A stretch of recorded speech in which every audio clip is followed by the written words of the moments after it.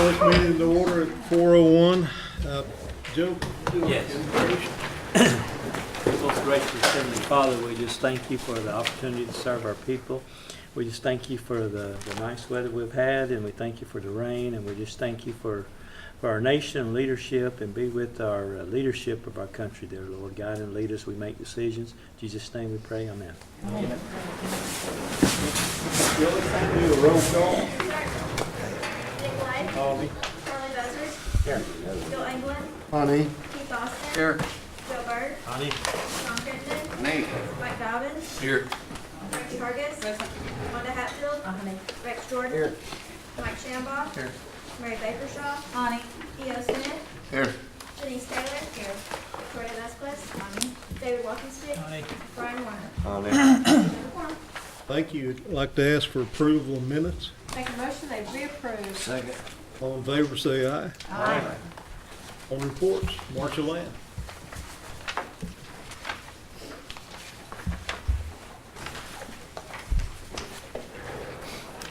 Good afternoon. You all have my report. If you have any questions, I'll be glad to answer. Any questions? Mr. Crittenden? Hey, Marcia. Doing good? Well, now these stragglers on the clothing vouchers, do we just tell them to go ahead and bring their stuff in and? We're actually going to go back into the field when we distribute the cards, and we will take new applications then. We won't give them out then. We'll still have to approve them, but Right. we will take them out, take Have them another in. chance to get out? And- Yeah, because we're a little bit, we don't have as many apps, so we know there's some more people out there, and that's why we made that decision. Okay, well, thank you. And I was just gonna share it with, I've shared on the email a little bit, and I know, I'd mentioned like the homeschool kids, and there's quite a few in Adair County, and I'm sure there's a few everywhere. Marcia said it was the seeing Cherokee Nation policy that kind of prevented some of those kids from getting that voucher. And I was, those little old kids, they have someone who they have to report to as far as testing, and someone oversees their curriculum and things. And I kind of like to consider those kids in the future, if they qualify financially, because some of them I know they do it right now. They work, they go on little trips and go to the library several times, and they could sure use some clothes too, in my opinion, if they qualify financially. And I'd just like to bring that to you all. Maybe we could think about it and maybe look at that policy here. Sean, let me clarify this. The ones that are homeschooled, that some of them go through what they call charter schools, and you all teachers may know what that is, but that's where they are hooked up with the school system. Basically, they're tested, they interact with the teacher, they go on activities, they do whatever. Those are eligible. Okay. It's the ones that have no interaction at all. They just, mama teaches them, and they're probably tested at the end of the year. And those are the ones that usually don't qualify. And I want to make it plain, we don't turn anybody away. We find another resource for those. If you really have a child out there that needs clothes. So, always give those referrals to us. And I don't think mom and dad will care where we get the clothes, as long as they're helped. And so. Yeah. Well, thank you, Marcia, and that'll sure help. And even some of those where mama teaches them, they will send them to you, and maybe they could find another resource or something. But Yeah. I'm gonna look at that anyhow and kind of see exactly what that is. But I appreciate you. Thank you. And Marcia, has that policy been there a long time? Is that? Ever since the program. got Janice Taylor and then Dr. Dobbins. And my only question was, I am still a little bit confused on how the clothing voucher is different this year than it has been in the past. I know the applications are online, but you're still having events in the communities all across the 14 counties. Yes. So how is this different? Those that have computer access or can get computer access, they can do it online. The ones that don't, those are the ones that we're going out to get. We want to make sure that those are, just because we don't want anyone penalized because they don't have a computer access. Okay, so those that have done it online, I mean, previously, you show up at the site, you do everything there, it takes several hours, you get your card, you walk away. In the past, that's how it's been. So the ones that have filled out their application online, they will just come, I mean, they already know they're approved, they've got all their documents in. Can you just walk me through how it is different? Angela? I brought help. Good. Right, you're expert Yeah. on the vouchers. This is Angela King. Yes. She's the manager of the program. Maybe she can kind of clarify. But she can. Okay, what was your question? Well, my question is, how is it different this year? I understand the application is online and they're encouraged to do it online. So then they're notified, we're gonna be in your town on this day, just like always. So the difference is they can just walk in with ID, they're already approved, walk out? With the card. Okay, and so, do you have any estimates as to how many you feel like have applied online? Around 4,000. I don't mean numbers, let's go percentage-wise, okay? 4,000 cards to be exact, given out. Are going to be given out. Have already been applied for online, and you gave out how many cards last year total? It was like 68, Okay, 6,800. okay, That's why we're allowing them to come in and grab an application while we're at the sites. Because that's when our to numbers pick up will. those other roughly 3,000 Yes. people, but over half of them Yes, have come in online. yes. Okay, very good, thank you, Angela. That's all I have. You bet. Dr. Dobbins. Thank you, Mr. Chair. Just to follow up with Counselor Crittenden, the homeschool children are not eligible for the clothing vouchers. That's policy. If they don't do any interaction with the teachers or go to activities, and there is, what's that called that you can verify it? The Epic Charter School, it's an online school. That's where a lot of these children go. Yeah. And they interact once a week with their classmates and their teachers. So that qualifies as interaction, which would enable them to be eligible for the voucher. Yeah. But if a homeschool child does not do that, then they're not eligible for a clothing voucher. Right.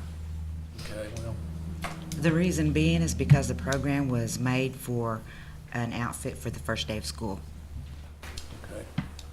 So a lot of these homeschool parents make a lot of financial sacrifices to homeschool. So that's maybe when you review your policy, just might give a little attention to it. And where do you direct them, Marcia? If you said you would make them aware of other possibilities. I'm sorry.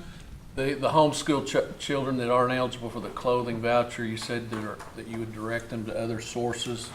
You know what those are? We'll offhand? look at it. That's not the only emergency program that we have. So we'll look at it and see if there's anything that we have. Sometimes certain times of year we'll have Walmart cards available to homeless people or whatever. We'll pull some of those. Like I said, we'll try to find something for them. It might not be the clothing voucher, but it might be another resource. Thanks, Marcia. Mary Shaw, and then I've got Carly. Last year, I believe the clothing vouchers were at Stage. Is it, I mean, the criticism I heard was that that was not age appropriate for so many of the students, and that the clothing was more expensive there than it would have been at Walmart. Who are those clothing vouchers going to be this year? What program is it? For the clothing voucher, Stage. it's gonna be stage again. Can you tell me, what age kids are we trying to outfit here? Are we talking about 6 years old?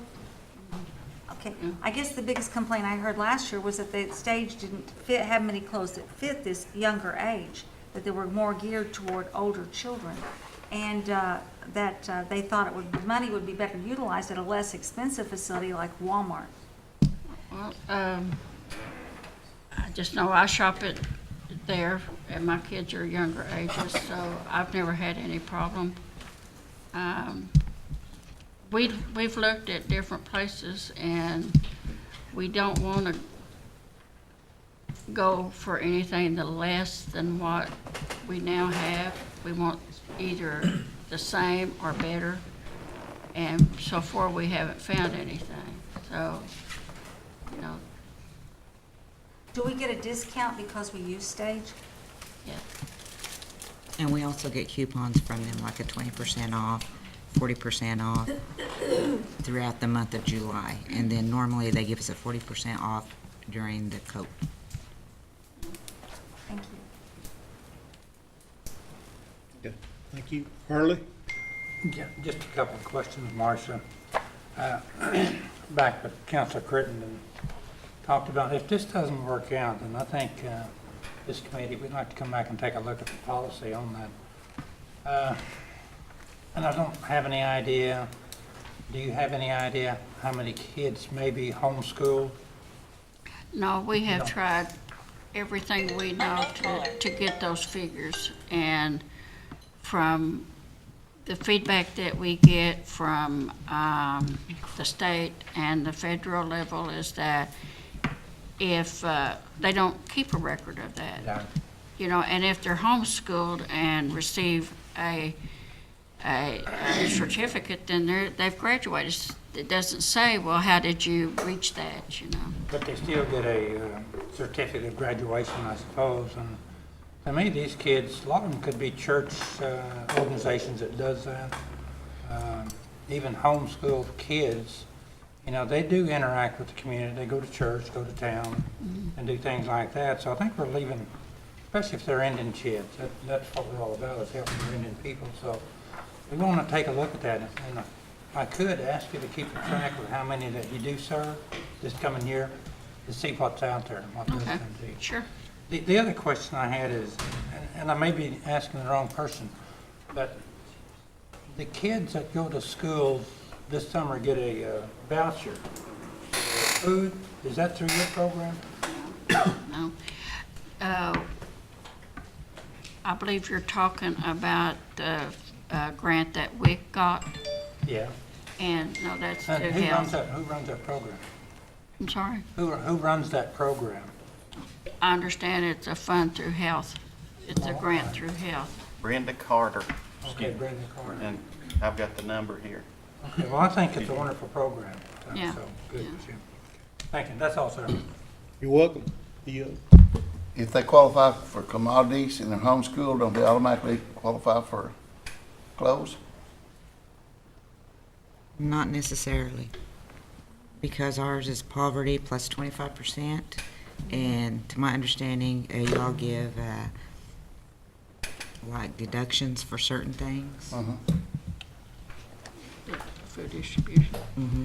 yeah. Oh, thinking you for food. Remember when food distribution gave those exemptions, you could deduct stuff?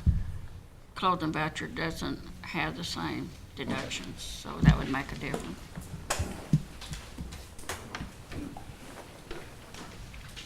Yes, sir. Marcia, you gonna be around after the meeting for a little bit, or you leaving? I'm sorry. Are you gonna be around after the meeting, or I are you will. leaving? Yes, Okay, I need to talk to you just for a second. okay. All right, thank you. Anyone else? Thank you, girls. Appreciate it.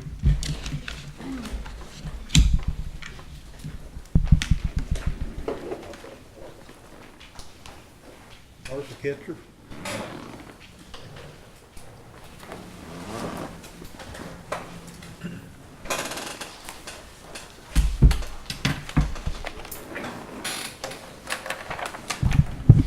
Ocio Negada. It's my pleasure to be here. I've met with many a council across the southeast region, but I've never had the opportunity to meet with my own. So it's my privilege and honor to present to you today. Today, you have before you the reports from the community services. I have to say, after all these years of being away, it's always good to be back home and to be here to find a staff that's so. I was impressed with the level of commitment and the passion they have with the services they provide in the Community Services Department. The report you have before you, Office of Environmental Health and Engineering. I have Chris Sams here representing the Office of Environmental Health and Engineering. I'll hit on the highlights of the report. I won't read the report in details, but the highlights of the report today is that the IHS 18 funding has arrived, as well as the EPA funds have been awarded. And I'm sure you're aware of the delinquency of the omnibus bill sets us back every year in launching our projects. But this year, we've had 14 projects that's been funded at $7.6 million. That's $5.2 million higher than FY17, where we only had 5 projects at $2.4 million. The staff are busy this month collecting data to update the sanitation deficiency system, to update the needs for water and sewer needs. They're engaging with the community to submit the data for FY19 funding with the IHS. The deadline is July the 31st. The Bureau of Reclamation has asked us to submit 2 projects for funding, each for $90K, for Cherokee, and the other is Cherokee. The grand opening for the new Fort Gibson water treatment plant is July the 17th, and I believe the calendar appointment's gone out to everyone. And the GAO report on federal water and wastewater programs is being reviewed at this time for our comments. Also out for comment for tribal consultation for review and comment is a guide for reporting sanitation deficiencies for American Indians, Alaska Natives. There's not a face-to-face consultation on this, but there is a written 30-day comment period with which the comments are due August the 14th.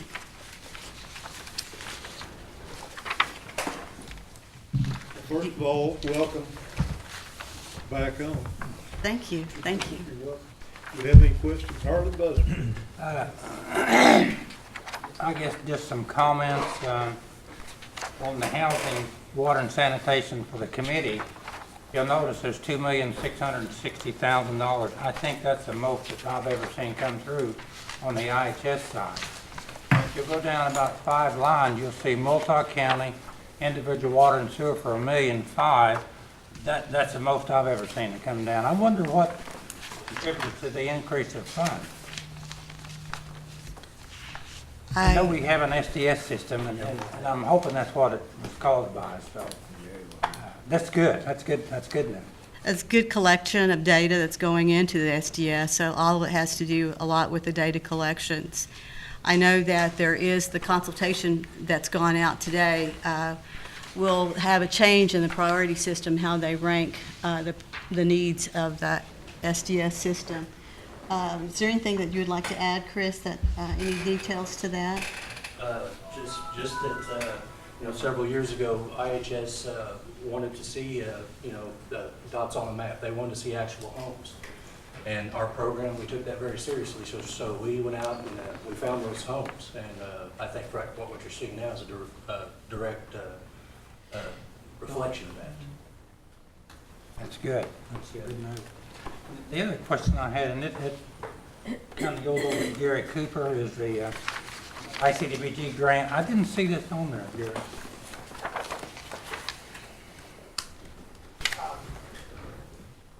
We can talk about it when you make your report. Okay. Thanks, sir. You're welcome, Janice. This is probably to both of you, and I'm wondering if this additional funding will allow us to catch up.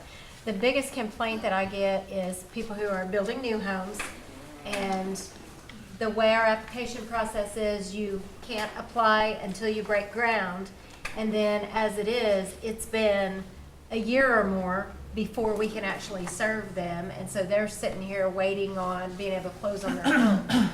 And I was always told it was a funding issue. We didn't get our money in time. Do you think this will catch us up and bring that back to a more reasonable timeline for these people that are doing new construction?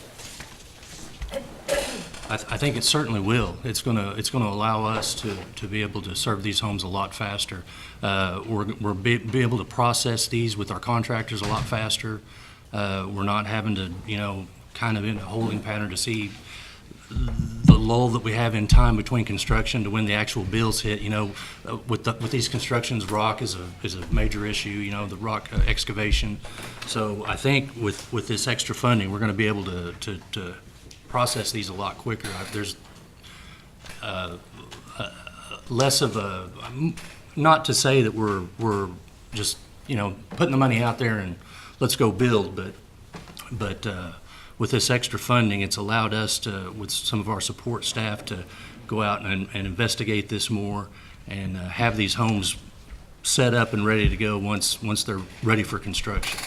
So to answer your question, yes, I believe it's going to help us a lot. That'll be a welcome sight. Thank you. That's all I have. Mary Phil.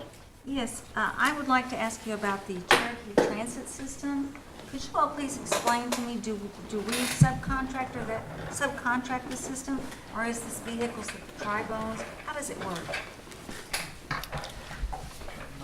I think that Michael will be reporting on that momentarily. Okay. Okay, that'll be fine. Thank you. Wait till the- Are you through, Mary? Yes. Harley? I had a follow-up question. On this first one, Chris, scattered water and sewer, new and like new, category B. What's the category B indicate? Those are the homes that we couldn't get to with the original allotment of money. We had so many homes that we could only serve so many, and then once although they were identified in last year's budget, we couldn't get to them because of funding. So they automatically become category B homes. Will these funds be reoccurring funds, or do you know yet? We don't know yet, but Congress, the House of Representatives submitted their preliminary funding, and there was no change in the IHS in our program. So we're hopeful. Good. Thanks, sir. You're welcome. Sean Crittenden. Yes, sir. Chris, I see the 300,000 was awarded to Cherry Tree. Yes. That's a good deal. Where's that going, actually? I mean, the money, does it go there? Is there a specific thing? Well, it's actually for, if it's for the, I think that project is for the wastewater collection, the force main to Stillwell. What that is to the lagoons at the industrial park and at Duck Lane and Stand Edition. They're at capacity. They've been leaking. We've been notified by DEQ. It's been that way for several years. And basically, it's not allowed the area to grow. So we've got a project funded to actually close out those lagoons and pump the wastewater to Stillwell. And they've agreed to accept it. Thank you. Thank you. Any other questions? I would just like to add, the other program that I'd like to bolster is the youth development and the adult residential program. Under Pam Baca as a manager, has done an outstanding job that I could see that they've been working with the youth and reaching out to 209 youth participants in their program and 9 adult resident activities, a total of 74 participants. And some of the projects that they work on with these children after school, and keeping them engaged with their culture and heritage. They made these cookbooks. The youth made the cookbooks on how to make kochani, knutschi, wild onion, and bean bread, and so forth. But it was really nice and heartwarming to see that the programs are out there reaching out and teaching our culture and our heritage. The adult residential program is also working with a clay project, and you probably have seen some of the gourd projects around that they've been participating in. But there's a lot that we can do with that program, and collaborating and working with networking just internally within the Cherokee Nation on collaborating with programs like the prevention of early detection of cancer, breast and cervical cancer, mass suicide prevention initiatives, reaching out, working out in this venue, and working with those consultants. So we're looking forward to networking and increasing our services in the Community Services Department. Thank you. Any questions? Good to have you back. Thank you. Well done.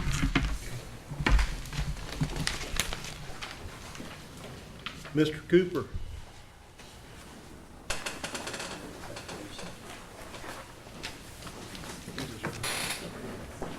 Good afternoon. Hi, Gary.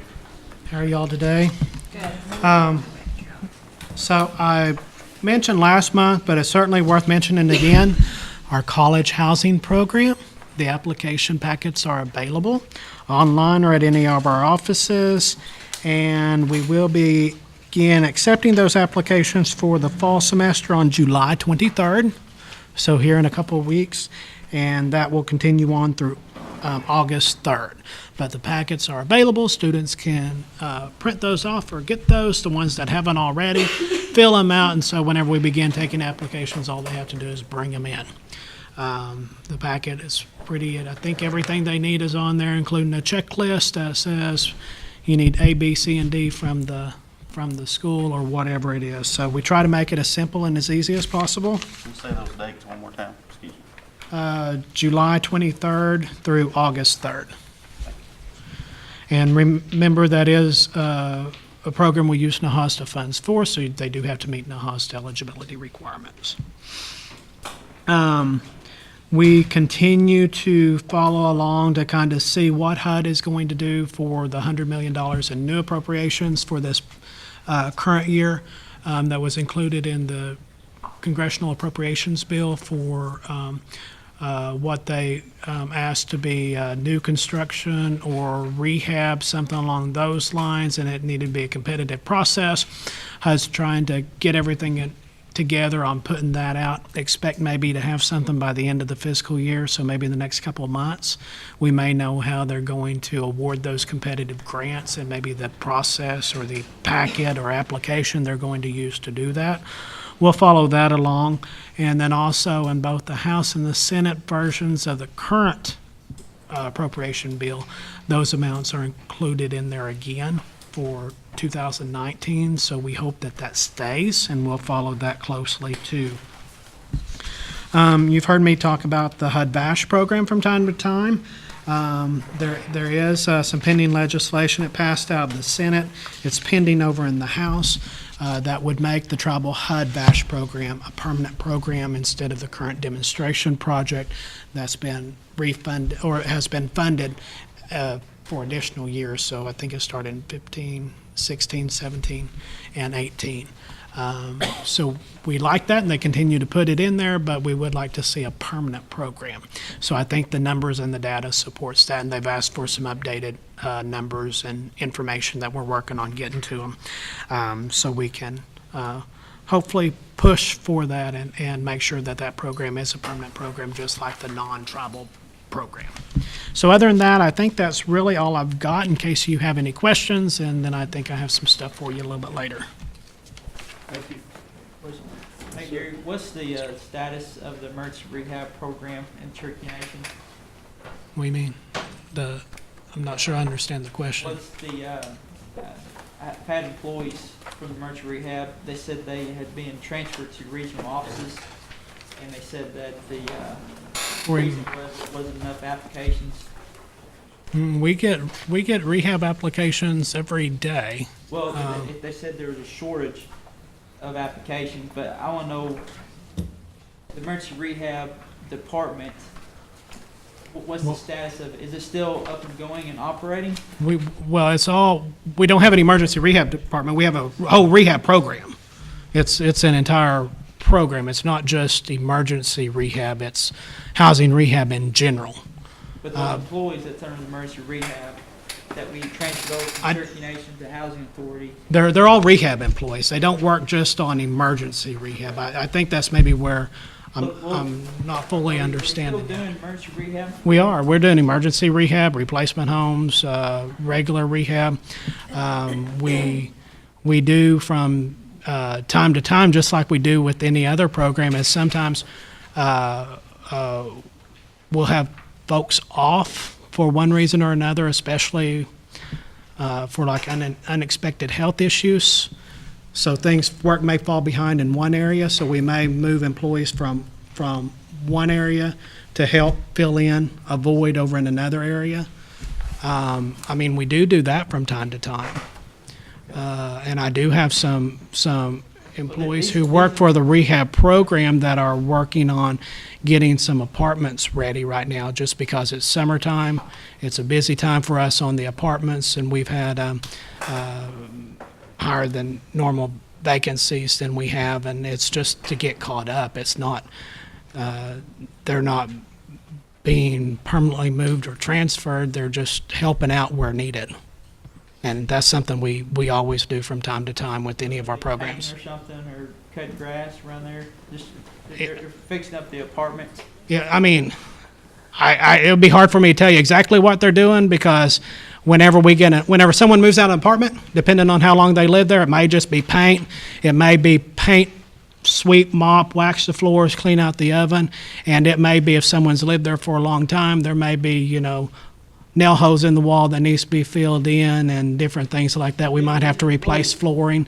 And then every once in a while we'll get a unit that's, tested positive for drugs or something that we might have to replace sheetrock in or something like that. The employees misinformed me. They had called me and said they had been moved to regional offices, and they said pretty much the emergency rehab program had been dismantled. No, we have an emergency rehab program. We take emergency rehab applications every day, and I think that there's several folks around this table that I've worked on emergency rehab calls for their constituents just this morning. Okay. So that program's still up and running. All right, thanks, Gary. Thank you, Chair. You're welcome. Anyone else? What? So will you be here after the meeting for a little You bit? bet. Okay. Yep, I always try to stick around a little bit after, come a little bit before, so if you have any questions, Okay, I need to talk to you. okay, All right, thank you. I'll look you up. All right. Denise, did you have something? Not this time, I don't. Okay. Thank Anyone you else? for thinking of me. Thank you, Gary. I'll be right back. Michael Lynn.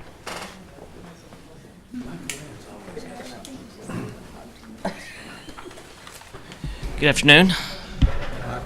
I think you have a copy of our report, but just a few highlights I want to touch on. We did hold a final inspection here on the 22nd of June for the Honey Hill project in Adair County. No major deficiencies I noticed there. The contractor is working to do some minor cleanup. We were waiting on some vegetation to be established to a certain percentage, and then they'll remove the erosion control, and we'll get the project completely finalized out. Northeast Fort Gibson project we're wrapping up the utilities there. We hope to see those wrapped up next 30 to 60 days, and then we'll be able to move on to the main construction project from there, get it bid out. Ross Street project, located here in Tahlequah. We are still coordinating getting utilities underway.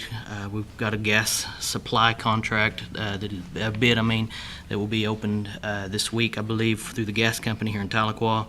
And waiting to get paperwork necessary to get a PO issued for Lake Region Electric to begin their move. So things are progressing along there on Ross Street. Dwight Mission Road in Sequoia County, north of I-40. Right away is being worked on there. That's around 50 to 60% complete right of way acquisition on that. And last, I want to mention the Leach Kenwood Road in Delaware County. Main line is being paved. Main line should be completed today. They'll start driveways. They were supposed to start driveways today after the main line was completed. Anticipating about 2 weeks work time on just the driveways. And then we've also got fence, sod, seed, signs, guardrail, and general cleanup on that project. One last thing I'd like to mention, Mr. Chair, you'll be happy to hear this. We applied for safety improvement funds through the Tribal Transportation program through Federal Highway Administration. We applied for a project up in Washington County at the Oshaleta turnoff, and were just notified last Thursday that we were awarded $411,000. So we're very proud of that and excited. We are the only tribe in Oklahoma to receive an award for a project. There's three other tribes, that received funds for their safety management plan, but transportation safety plan they call it.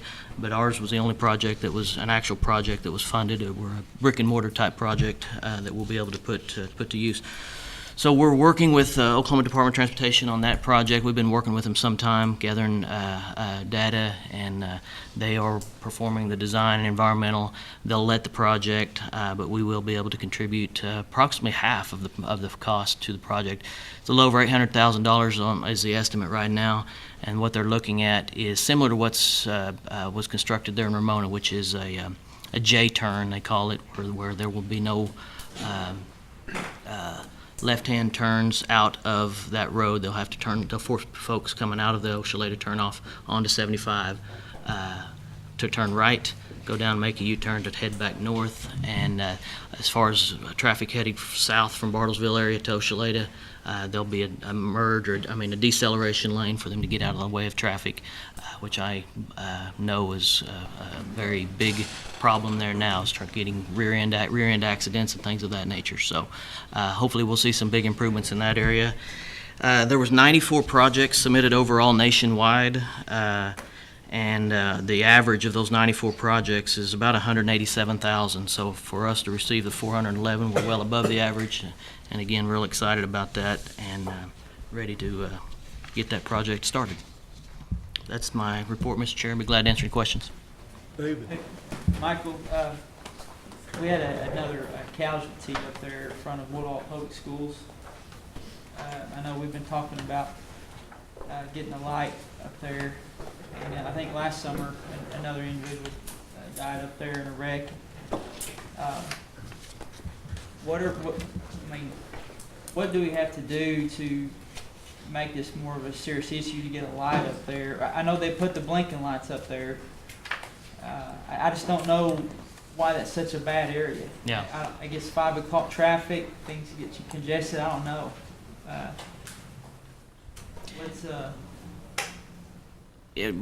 That's on the state system, obviously. It's a state highway. I haven't specifically talked to ODOT about that since probably we last talked, which was several months ago, if not over a year ago, when I know we met with the superintendent, I believe, there at Woodall. Yeah.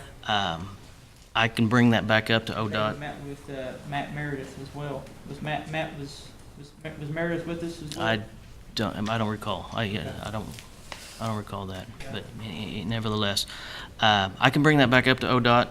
Ask them to take a look at that intersection. I'm aware of both of those accidents and fatalities. So I don't know the details of those. I don't know if a traffic signal would have helped in those cases. I don't know. I'm not saying it would or wouldn't. I don't have any idea. Gotcha. But I know from a design standpoint, as you're headed back east, you kind of come over a hill and bam, there's the intersection right there in front of you. So geometrically, it's not set up very well right now. And putting a light in there could compound problems coming up over the hill. Yeah, so there's probably a lot of things that need to be looked at there, and what I'd like to do is get with ODOT and ask them to kind of take a look at it. They may already have something in mind, I don't know. Yeah, okay, yeah, let's revisit that if we could. Okay, we'll do. Thanks, Michael, thank you. Larry? Michael, on our Cherokee transit system, do we own those vehicles or do we contract them out? Some we do, some we don't. We do contract those services. We have contracts with Cimarron out of Washington County. We have a contract with Muskogee County Transit, contract with Pelivan Transit, which covers the northern portions of our counties, and CATS, Kaibo Area Transit, that covers the southern portion. Some of those vehicles that they operate, we do own, the tribe owns, and we lease to them for little to no cost to operate. And they use those vehicles to operate routes that we identify, whether they be employment routes or commuter-based routes, or what we call demand response routes. Generally, I think almost all of the vehicles that they're operating now that the nation owns will have a Cherokee Nation wrap, so to speak, on it that will be is very identifiable that they're Cherokee Nation. I don't think we have any more vehicles in operation at this time that don't have the wrap on them. So everything you see that has the wrap on it will be ours. And could you please tell me what an individual demand response trip is? That's where if a client needs a ride to a medical appointment or groceries, banking, government institutions, things of that nature, they can call and schedule those ahead of time. We do ask that they provide 72 hours notice if possible so that the providers can get a driver and vehicle assigned. But yeah, that's where we can take you to those various types of appointments or places to get services. Oh, I'm glad to hear that. Is there a fee for any of this? There is. It's 50 cents each way or $1 round trip. So it's very, very cheap, cost effective for the individuals, and the rest of it is subsidized through our federal transit program. Good, thank you. You bet. Any other questions? Harley Buzz?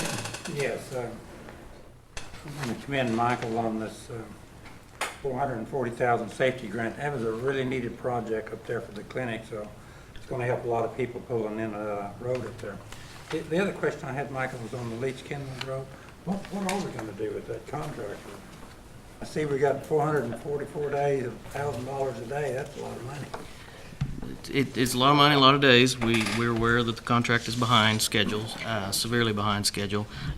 We've had conversations with the contractors. They've committed to completing the job. There was a conversation had with them last week, as a matter of fact, and they have committed to complete the job, even if they had to hire subcontractors to get it done. So they the are. Contractor's going to do it instead of you pulling the bonds in? That's the intent. Yes, that's correct. So. The reason I asked, I guess a reporter called me about it, and I think I referred him to you, so Okay. hopefully she called you. Okay. I don't recall talking to her, but they are committed to completing the job. Yeah. And that'll be a good road. It will. Thanks, sir. You're welcome. Any other questions? Michael, did the tribe contribute anything to the projects Bluff Street or 4th Street? No, sir. Good. Thank you, Mr. Chair. I was getting ready to ask a bunch of questions. I bet you were. Brian, did you have your hand up? No, sir.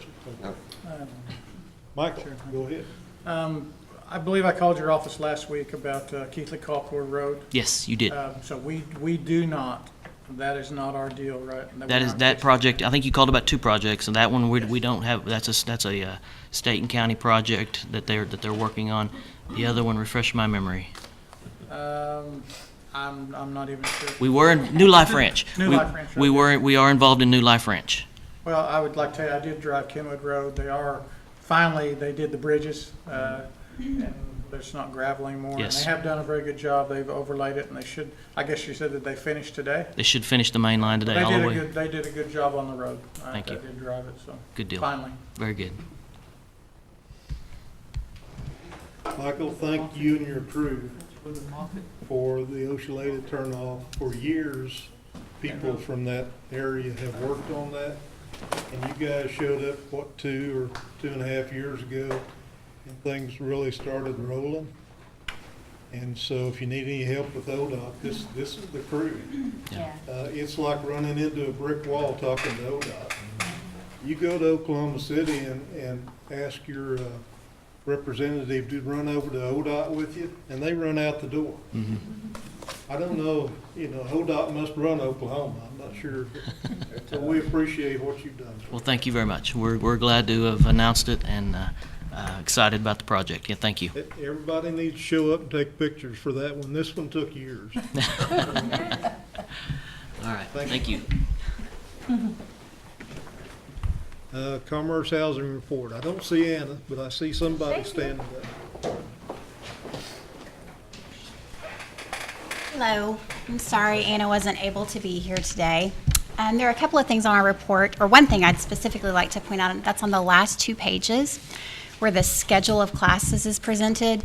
I wanted to just make note of the fact that right now we're not offering the Dave Ramsey Financial Peace University class. We're kind of trying something a little different right now to appeal to a wider base. The Dave Ramsey Financial Peace University class required a fee of $90 to $95, something like that. We did not make any money off of that. That was the cost of the kit. We simply paid for the kits with that. We made no money. And for some people, that was cost prohibitive. It did not allow everyone to participate. So our trainer, Susan Sharp, has kind of taken the basics from the Dave Ramsey Financial Peace University and pieces of some other trainings that we offer and put together what she's calling a financial empowerment class. Right now, those classes are directed, primarily the target audience is employees. You'll notice the classes are from 11 to 12 and 12 to 1, and they're located in the clinics. And those are kind of lunch and learn sessions. There's no cost to attend those. What we're just hoping is that we can get people to come. They can bring their lunch. Susan is very entertaining, very relatable. So I'd just like to ask you all to ask your constituents to attend those. They're certainly open to the public, but again, right now they're obviously most available to the employees. So if you would just pass that along, we would appreciate it. And then I wanted to also let you know, I think Anna spoke to you all maybe a month or so, maybe a couple of months ago, about a grant we had applied for some emergency savings accounts. That grant was awarded. We kicked off that program last week through a partnership with Career Services. We're able to fund about 70 emergency savings accounts for individuals who are participating in Career Services workforce development programs. So that kicked off last week, and it's really, that program is a part of a bigger study that's being conducted by the Kellogg Foundation, and it's really just about how jump-starting a savings account impacts the financial decisions and the habits of working class individuals. So I'd be happy to answer any questions. Any questions? Well, good job. All right, thank you. Thank you. Nikki Baker, I don't see her, but I see somebody coming to the front.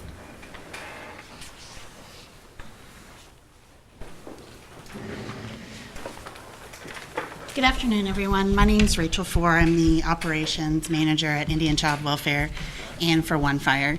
Nikki's out at a training on new federal law, the Families First Prevention Act. She's in Seattle, so I'm here to answer any questions you may have. Any questions? David? At our tri-council meeting, we visited with some of the UKB members about an ICW case that gets made to the federal level. What's that regarding? Are you able to brief us on that, or? I wouldn't be able to brief you mostly because I don't have the exact knowledge on the case. Nikki will be back tomorrow, so reaching out to her by cell phone would probably be the easiest way to get your answer. Okay.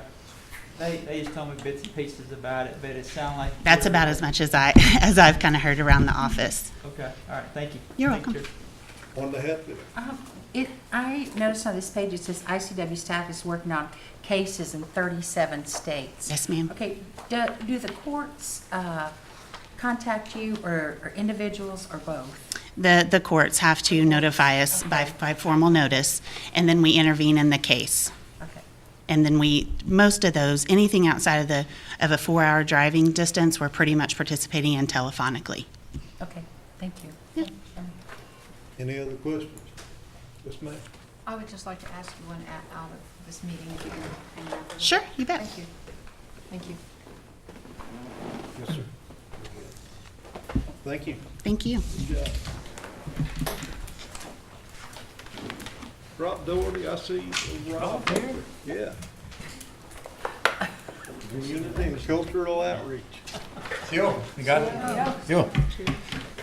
This is probably going to be the shortest report you're going to get from this organization for this month, because we're all, for the whole month of June, we cancel vacation, doctor's appointments, weddings, everything, because of our big conference. So, and that's what we were, so you're not going to see much here for this month, and that's the reason why. But mark your attention to just a typo on the second page, where it says community members attending the June cultural impersonation. So we send impersonators and real people sometimes back. So, but it's supposed to be presentations. So anyway, but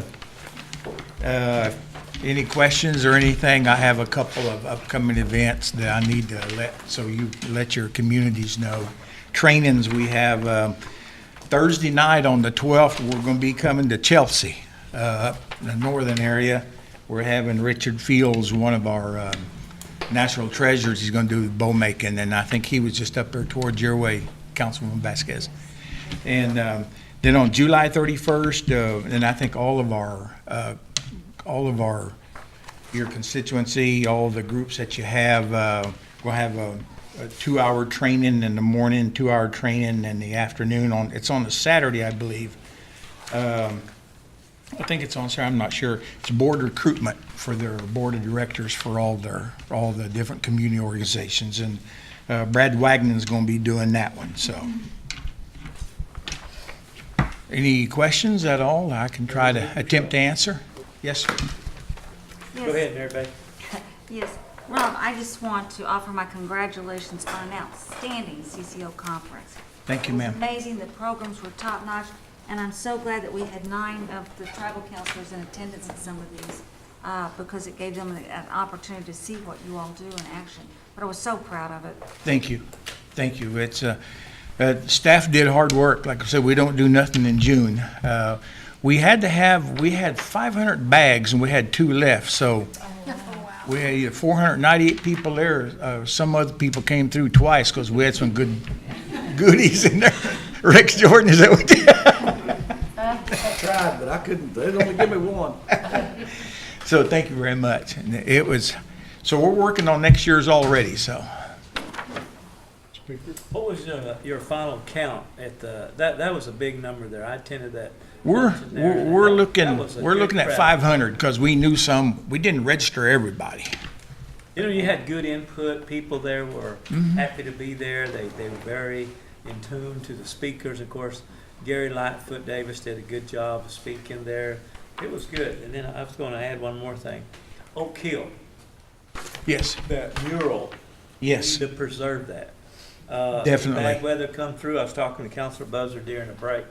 You know, you probably need to get with your kin folks up there and just see. We probably need to move it. I think that'd be the best thing because I'm a good strong wind. Councilman Buzzard, you've seen that up there. A good strong wind because the nation's already condemned that building, and that's the only, for the other councilors who may not be aware, that's the only one of 5 that's left at Cecil Dick, the mural on the wall. Councilman Shambaugh has been there several times. It's a home area, and it's stickball players that Cecil Dick did. Just absolutely just phenomenal.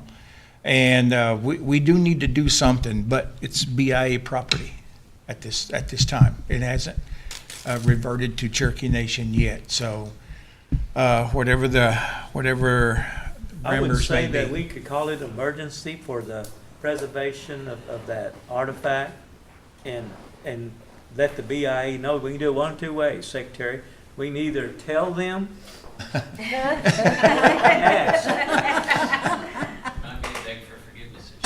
Yes. I think we just told them. But yes, it is a concern of the community because they meet there quite regularly, and it's about a 12-foot section of wall, and it's about 5 or 6 foot high of depicting stickball players, and it's only one left out of 5. It's the only building still. And but it's just a landmark, and it's under bureau. It's under bureau land, so it's not the tribes yet. I hope soon it will be. Yeah. But yes, I'm glad you brought that up because the community has always said we need something to be done with that because vandals, I say young kids, they may be my age, I don't know, but there's already been someone tried to paint over one part of it. Yes, so so yeah, thanks for bringing that, but something does need to be done. Thank you, Mr. Chair. Welcome. Interesting allotment place, one to Hatfield. I want to commend you for a great CCO conference. Like Mary said, it was very smooth. The speakers, great speakers, and it's a great opportunity for Mary and I to meet with our leaders. And I appreciate the council members that were there because the at-large population are very anxious to meet you, the other counselors. And so we certainly appreciate your visits. And Oklahoma City is looking forward to our meeting next month as well. I've already had some. The hardworking staff, they put all year into this conference, so thank you very much. Thank you, Mr. Artie. Thank you, Chairman. Victoria. Yes, did you say you have 2 bags left? We were afraid somebody was going to say that. Not for me, it's for door prizes. Oh, okay. So save one. Okay, Wait I'll, a minute now. yeah. I can't, whoa, wait a minute. We can cut those bags up into 15, I guess. Bring them to Oklahoma City. We need to talk about these bags. David, walk us through. Hey, Rob, back to the Oak Hill Community Building. Is there any way that the council or the tribe could write a letter of support to our local congressman as a whole to maybe expedite the transfer of property from federal BIA to the tribe? That would probably be something the AG's office probably needs to answer that, but I don't think it would certainly hurt because it's only one left. And you've been up there before. You've been up to our community up there. That's but the community of Oak Hill, like they meet in there, right? Or We meet in that school building, but we do have functions in that building. And it's been condemned, and the west side it's been like that for a long time, as Mr. Buzzard. It's been falling in, and I just don't think it's going to take much of a wind to knock that down. Could we do something like that? Well, I think the mural was donated to the tribe, not the BIA. That's a legal question, Or Secretary. community that's. Well, the We'll have a plan of action for you next week. Okay, Good. thank you, sir. Good. all right, Good. I appreciate next, that too. on the CCO conference, it was a home run. Those at-large people, they treat council members like they're celebrities. They're taking pictures with them and everything. And I said, I don't get this treatment in Cherokee County. Man, they're just they are happy to see you. So Thank you. yeah, you guys get a chance, go up there. It's an experience. Now I know why you guys like to go to at-large meetings all the time. You guys are appreciated out there. Here it's just. I guess ungrateful people. They know you here. Yeah. We're good to them. Thank you, that's what we meant. Frankie's back. I just want to say, especially with it being a holiday week, our emergency we had there, your staff, Brad and Miss Squirrel, all of them jumped on it right so fast. And Yeah, met with us on a Friday evening. That's what he said. He came back with a good report. I really appreciate that. I will relay that to him. Thank you, sir. Anyone else? We appreciate you, Rob. Well done. You got it. Well done. For the Veteran Center, Barbara Foreman.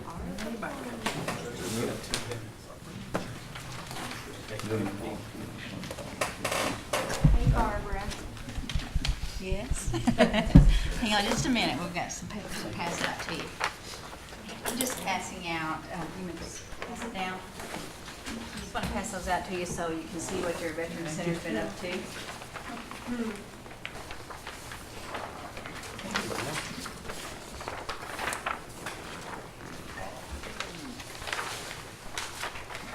Thanks, Kimberly.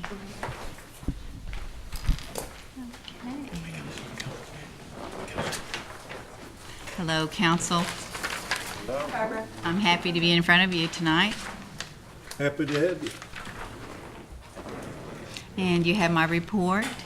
I've brought the report for the last 3 months, if you have any questions about any of them. Any questions?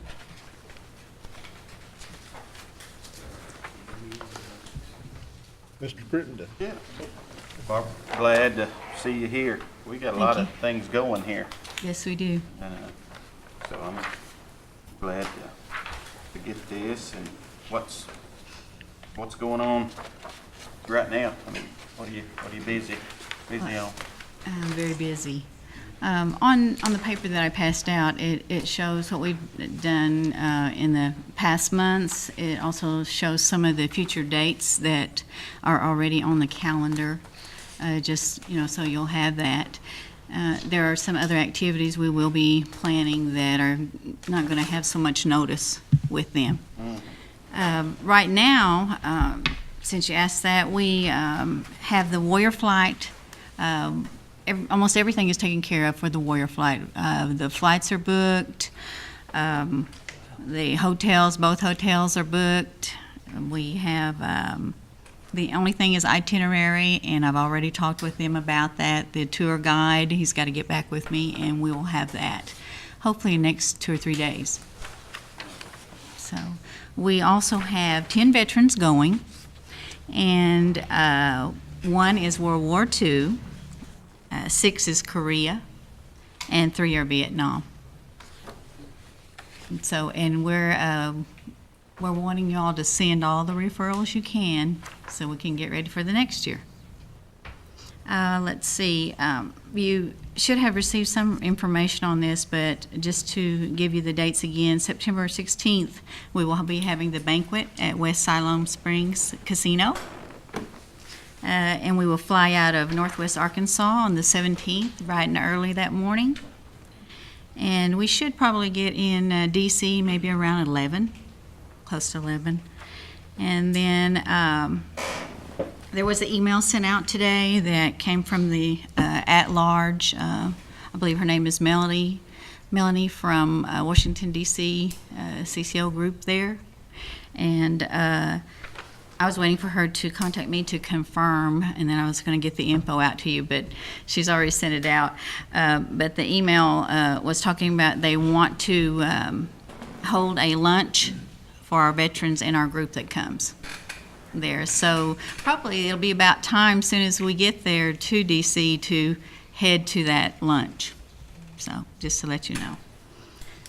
Next we have Veteran Food Outreach will be September the 12th. And has everyone heard about the Veteran Food Outreach that we have done? The one that we've completed? Well, yeah, we didn't, it wasn't on our calendar. Can you have Gail or someone put that on our calendar? On the for the 12th? Okay. And I'd like to explain to you just a little bit about what has went on with that. Our Veteran Food Outreach is with a partnership of Eastern Oklahoma Community Food Bank. And what we're doing is we are assisting, we received tickets for about 125 veterans, and we've opened it up to widows of veterans also to receive supplemental food. And how it works is they bring in a semi, they bring the food, drop it. All the volunteers, I think we had about 33 volunteers this last one, and we break it down, we resack it.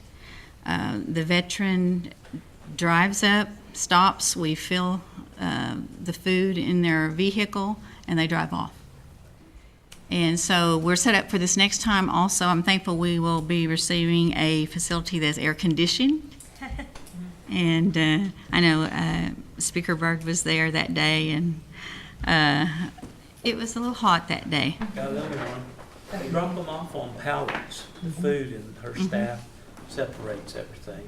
And you guys did a really good job. We had volunteers from the community. Yeah. I think the ones that have volunteered out of some of the departments, this next time, I think Martha's group, maybe from Community Services, is going to assist us with some volunteers, so that's a really good thing. We have also another partnership with them, which is just another venture with the food bank, where they have offered to help us provide a meal for our veterans. And we had our first one this month, and we'll try for another one next month. And the food is being prepared by one of their chefs there, their head chef at the Eastern Oklahoma Food Bank. our staff, myself and and staff, we go and pick up the food in like hot boxes and bring it back, and it's everything. I think the last food that we had from there, they gave us jambalaya and gave us everything to go with that, the whole meal. I think the only thing that our Veteran Center had to pay for was something to drink and, just paper goods. So it's a really plus venture that we have going on. So let's see, anything else? I have just a comment. That head chef at the food bank is Jeff Marlowe, former sous chef of Southern Hills and executive chef at Indian Springs Country Club. Top chef. Yeah, they are awesome. I just have to say they are awesome. We got Victoria and then Harley. I was just gonna ask her quickly, on those lunches that you serve on Friday, normally about how many vets show up for that? We currently are opening that up to employee veterans. Now we have branched out to the Housing Authority veterans that are employees also. And then our next step would be to C&B and C&E on the veteran employees. We do have a few community that come to that, but we're just trying to see really how many veterans the Cherokee Nation has and try to serve focus on those veterans that are employed right now to bring them in and really just to make them feel more comfortable with our facility. And how many can you serve? We'll go full capacity on that building. We can receive the food for up to 100. And so I think we had a little over 40 the last time. And so we're moving up. Great. You're welcome. Harley Buzzard. Barbara, I was looking at some of the bricks out there, and some of them are faded out to where you can't read the names. Is there anything in the work to replace those bricks? Well, I have to step back and tell you kind of a little plan, if you don't mind. Our plan is we have the Tribal Youth Council is actually working on mapping the different quadrants of the memorial there.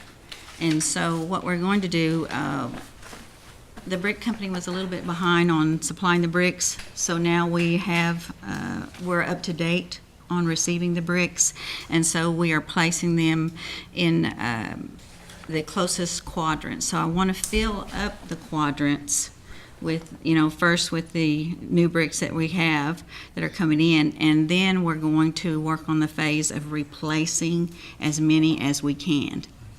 And so we're going to start with number 1 quadrant and take care of that, and then move on to 2 and 3 and on. If I know some of the bricks. The ones that we can see, Mr. Buzzard, is, those, we see some that are chipped. Yeah.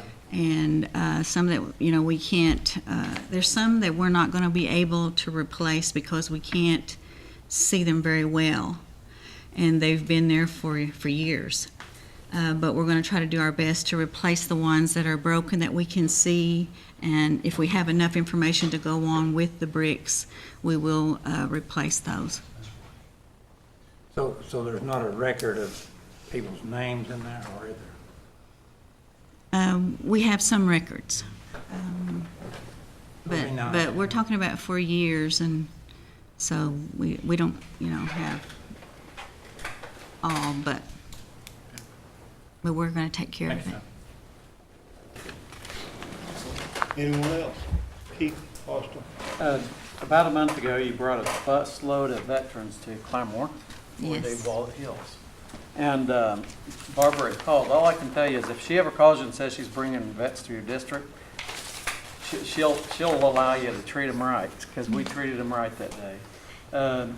Busload of veterans and a few spouses, and they were all Vietnam era guys and ladies, and they there were several that literally sat at one spot with their hand on the wall, just touching that place, and you know why they were there.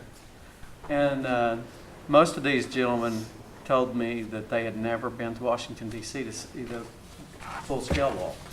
And this was their one chance to actually see the wall. They were I saw our deputy chief was finding his people he knew on the wall and was making a record of that. At the conclusion of it, they gathered and was led by one of our elders in Amazing Grace in Cherokee at the center point in that wall, where the war began, the war ends, at the center point in the wall. And it's truly a special, special thing that happened that day. And I was very proud to have a little piece of helping them feel honored that day. And I want to thank you, sir. You were a big, not a little piece, but a big part of that. Well, And thank you for our veterans. I just really appreciated your bringing them there to have that opportunity. It's an honor for us to be able to do those things for our veterans. Anyone else? One long-range plan.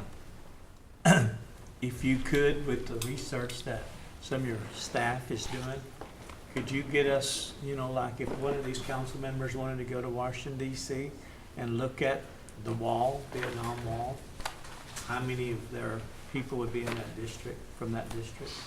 Is that too much of a task? Probably not. Okay. It's We'll probably make not. it long range. It'd be neat to hand, these guys, I mean, I know EO's going back up in the fall with the veterans, so that's good. I don't know how many other council members have volunteered to go. That they could take that list and say, well, I know how many's from Sallisaw right here. I got the list. Anyway, thank you, Mr. Chair. Okay. And also, I will need probably, they've been asking me on the tour bus, for instance, how many, I'll need to know probably a tally of how many of the council that may attend on the tour bus for the full tour. Okay.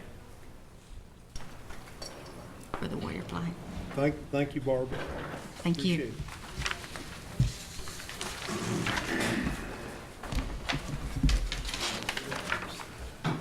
No old business, 2 new business. Frankie, can you take both those at once, probably? Yes.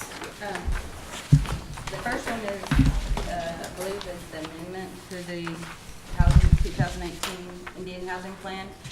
And the second one is for the 2019 Indian Housing Plan. And I move for the approval of both, and they both need to go to full council tonight. Second.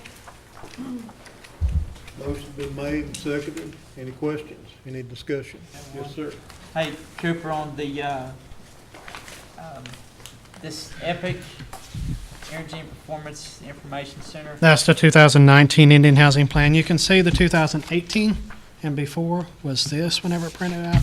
2019 had updated them and changed them. We're trying to get used to it, but it takes it to the printed out versions this many pages. So we save a few trees. Back to the rehab, I guess, can you explain on what page this is? It's, count the numbers here, 1, If you'll just tell me which program you're looking at. the rehab, 5, 6. So on the 6th page, and if you look to the back of it, on the 6th page, on the back, it says home ownership rehab. On the budget, is it on the top portion or the bottom portion? The top Where it says prior year and then total funds to be used for the next 12 years. On the 6th page of the EPIC is energy performance. 6th page on the back.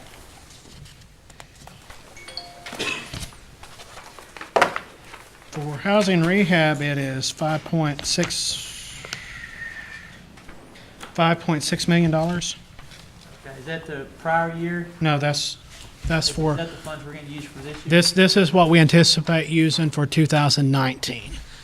So this is the 2019 Indian Housing Plan, this small one. This one is the 2018.